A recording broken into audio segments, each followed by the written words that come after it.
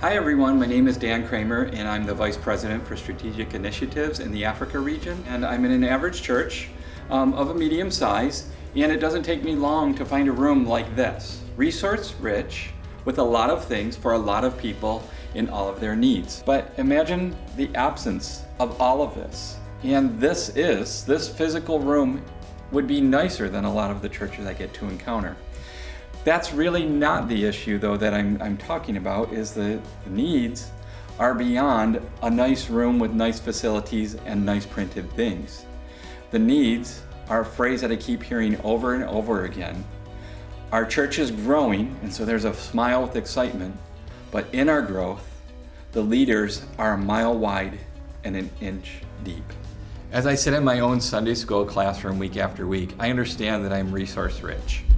I understand that I can access scripture on my phone or in print, and that many places in the world cannot do that.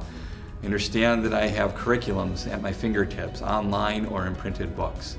I have a room full of resources I can go to for materials. One of the things that I've noticed is that people know the needs of people around the world. And as they know those needs, it doesn't mean that they can go beyond an expression of those needs for instruction. I think this is what needs to change. This is what ODB can bring to the world and to the local church. I started an experiment in Uganda, and I asked them a survey of 40 different questions, and they spread that around to 13 regions around the country. Those needs were anything from things that we're familiar with, support in marriage, and leadership, and discipleship concepts.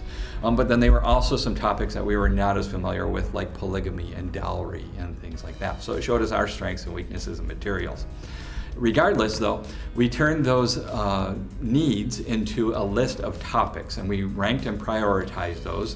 Once we took those topics, we started the concept of saying, what could we give the church for a curriculum for 1 year? So we set out to do that. I engaged a team of volunteers who took that needs list and then engaged with our Daily Bread materials on the level of the daily devotions, the Discovery series, and then also our Daily Bread University. This team of 5 people got very familiar with those and gathered the resources and put them into categories based on the topics that were being expressed from not just Uganda, but several countries. What could we give them to teach this concept in the African context of marriage? What could we give them to teach about leadership in the African context? And so we then developed a 52-week list of curriculum topics. And then the fun began. We looked at each week and said, what do we give a teacher for Sunday school for Monday through Friday to prepare? Now they have something for Sunday in their hand that is rich, that is material driven, that is God-given materials that reflect Scripture, and they go to teach it on Sunday. And so they no longer just have a topic or maybe a topic in a couple verses. They have a topic, they have Scripture, and then they have a plan. And that plan is backed up by all the resources of our Daily Bread. This is what we want. We want ownership of our Daily Bread materials in a way that develops resources for functional use to grow that church. I don't want to hear we're a mile wide and an inch deep. I want to hear that they have the warehouse, the knowledge, the resources, and they can say, just like I said, we are resource rich.